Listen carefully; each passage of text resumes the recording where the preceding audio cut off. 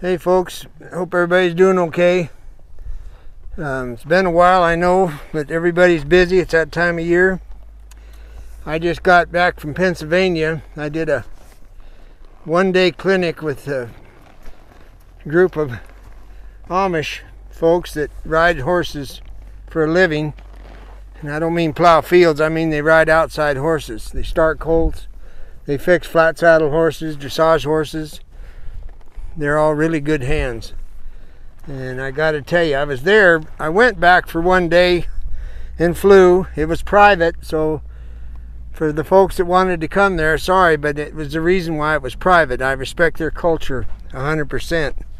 And like I said, they make a living out of riding outside horses. They're not beginners. So the good news is I got to have the perfect scenario. There was 8 horses. 7 of them were really riding well. One was a dink. And it was blatantly obvious to the kid by the end of the day what he needed to do. So that worked out good. But I had hackamore, snaffle, and half-breed bridles and hackamore of the horses that were there. So I got to give something to each horse. And I got to give something to each rider. And with all the riders paying very close attention, I covered a lot of bases in one day, and it was really great. And then I got to see Dick McCoy too. So if you need a halter, just get a hold of Dick McCoy. He makes good halters. Anyway, Chinaco, this is year 4, and I know a bunch of you have been following me with Chinaco. And what I'm doing is this year is the year of roping and the year of transitions for him, up and down, as in walk, trot, lope. But what I want to show you to start off with, this is what your saddle needs to look like if you're riding a slick horn saddle. Is you get your rope strap and your saddle string and put them over the left side. I've got my Puckett, the tail is on my left side. And the left side means what I do is I put everything through my breast collar strap. And that helps keep it flat and out of my way, and it can't get in the way of my dallies. My Puckett I always put right in the center, and it won't get hung up in my dallies, and of course the tail's here. So the number one mistake that you'll only make once is to ride with your Puckett like that. You dally on that and it starts to get short and there's nowhere to go but shortening up because of sliding rope. You'll tip your horse over and you're done. I mean, you're probably done. You're hurt really bad. Anyway, Chinaco, if you'll remember, I packed him for the first year and I drug poles out of the river bottom or creek bottom. And he did it just fine. Well, now, a year later, I'm reintroducing the rope, and I got to find out where he's okay and where he's not okay. And where he's worried is in his back feet. So it's interesting to me because I've roped his feet a lot, but the word interesting means it doesn't mean you're done just because you did it. This horse today chooses to be bothered about this. So what I'll do is I'll show you an exercise to get him good about it. Now you can use the tail of your rope if you want to be extra careful so you don't catch anything. But if I have my Hondu closed, I'm not too concerned. So anyway, if you'll watch the end of the rope, you'll see what I'm talking about. Now I've got my left rein short so I can do a one rein stop if I have to.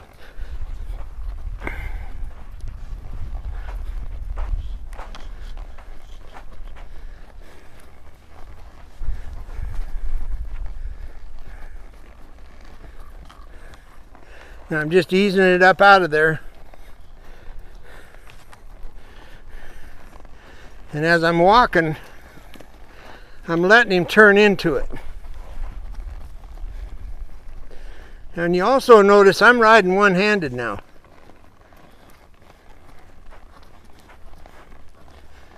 So I'm going to be dragging dog on him pretty soon. And this is something I got to get taken care of, what you're watching. And I'm telling myself I'm also going to have him tied to the trailer, and I'm going to rope his hind feet more. Because I don't want him to be bothered about anything. Now when you go the other way,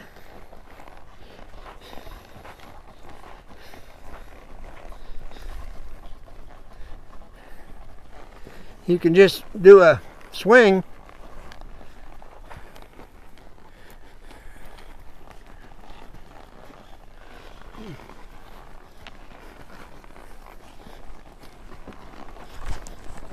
See, my right hand's free if I need to shut this horse down.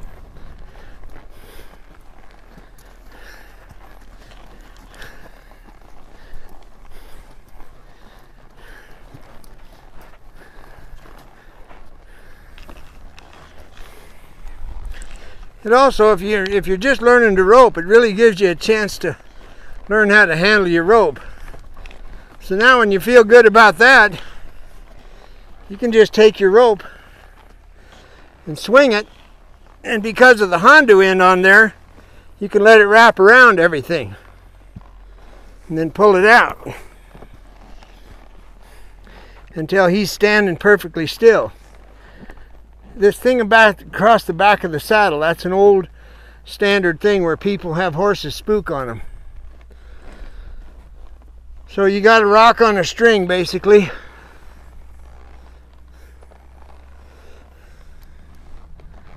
And you're letting it land. Alright, he should be standing absolutely dead still, untroubled. Okay, that's where we're headed. I won't be tying those steers down today, I'll guarantee you. Now the back hula hand swing, let it do what it does and then drag it out. As you're walking down the trail, you can let it swing out and then land in. And while he's walking, he'll move the rope. You can roll it ahead on your front feet. So all this can be done without a loop. It's going to happen that he's going to go right eye, left eye. So there's just a whole lot of things that can happen here.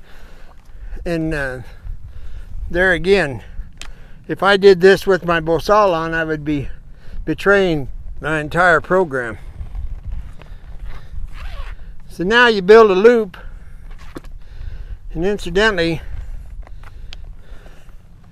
there's two ways.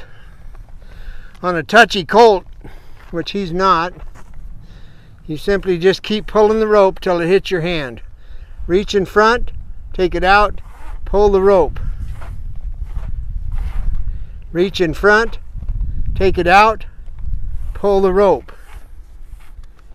That's how you start off building a loop.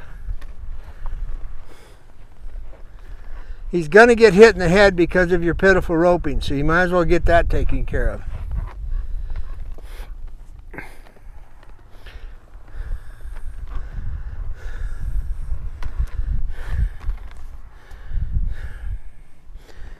The swing. When you swing really fast like a heeler, it'll scare a horse at first.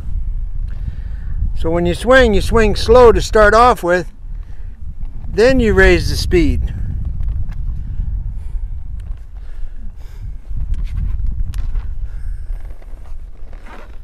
He's going to get roped all over, so by the time he's ready to actually go rope something, he'll do like Sticks did. Sticks didn't care one way or the other no matter what I did. Well, he'd had a foundation of standing around the dummy for quite a while. Now I do know that the back end today is what I've decided needs to work on. See that?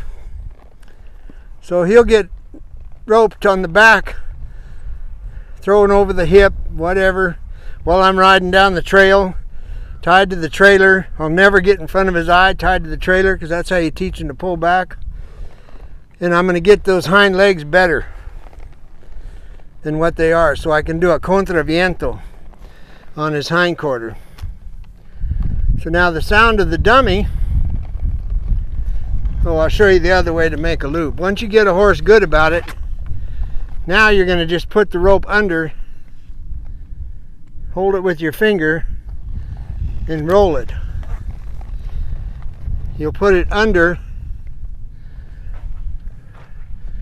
roll it with your finger, you roll it back, and that's what makes it feed without hanging up.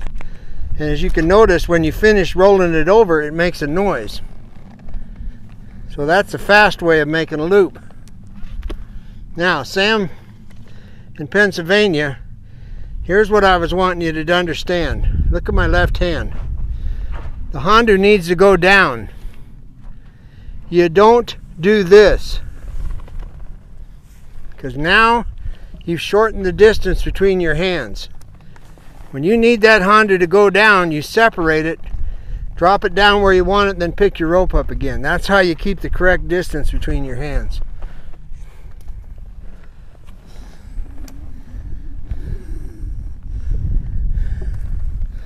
Forward, backwards, left eye, right eye. Now the sound of the rope hitting the dummy is a whole nother chapter. And remember, you know, this doesn't all have to happen today. And especially for those of you that are just wanting to learn to rope, if you're sitting on a colt and you're just wanting to learn to rope, then you just shot yourself in the foot. But you didn't hear it from me. So you better get your colt really gentle.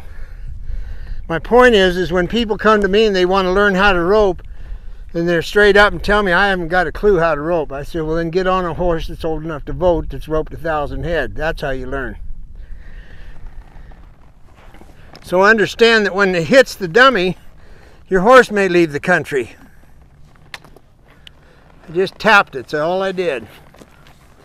So if you're worried, once again, leave the Hondu down, swing the rope. Now watch his ears. I'm going to jerk it right now. Okay, he's watching me. He ain't worried about that rope. So that particular situation, he's fine.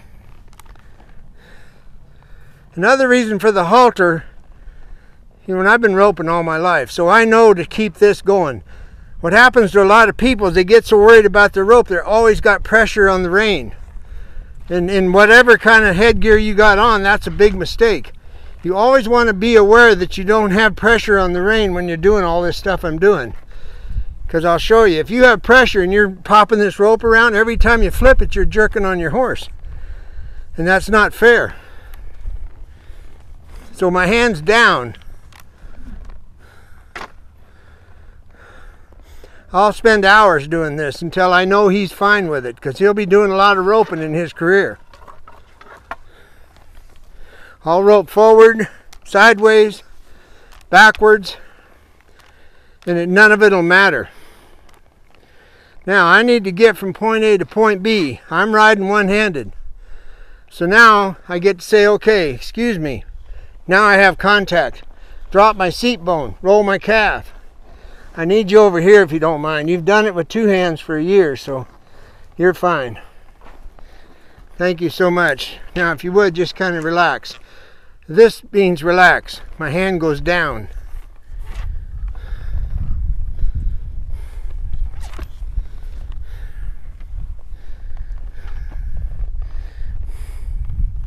Ranch roping, we use big loops. Well, okay.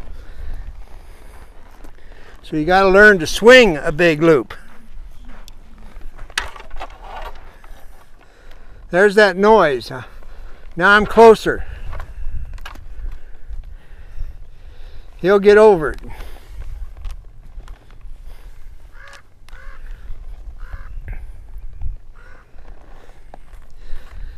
So this can be a whole lot of time spent. And I want to thank Luther, my Cajun friend, for sending me the book on Louisiana. And I hope I pronounce it correctly as V-A-C-H-E-R, Vacher. is the word for cowboy,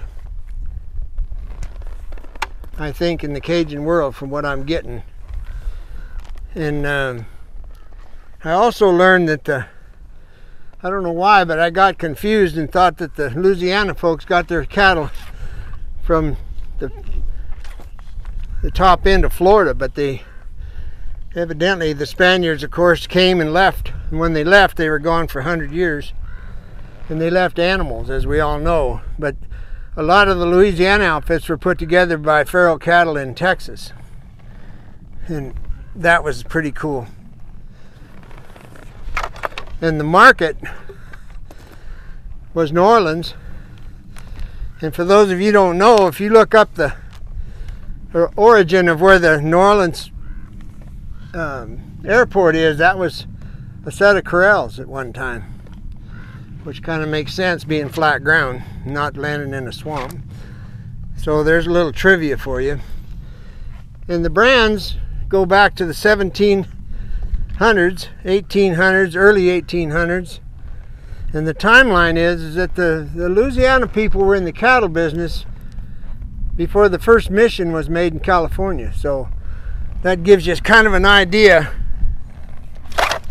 of how things worked out. But I'm happy with Chinaco. And there again, you know the disclaimer. I packed him, I drug poles, I never sat on him and swung a rope till today, but I did all the stuff before with the pack saddle. I had that rope sliding right across here. So once again, I had to spend my career turning a cow, and the horse was secondary. Now I can put the horse first, and it really makes me feel good. But I guess the moral of this story is to take your time. It's not like you're that important. You don't have to be anywhere. I know I don't. So anyway, I just want to thank the Amish folks again for such a wonderful day, and especially the respect that was shown for everybody, all the way down to the smallest child. It really makes you feel good to be around folks like that. So thank you. And I want to thank my friend Anka, because she's the one that made sure I got picked up at the airport and hauled around, fed me that good German food, and everything was great. So thank you. We'll talk to you later. Adios.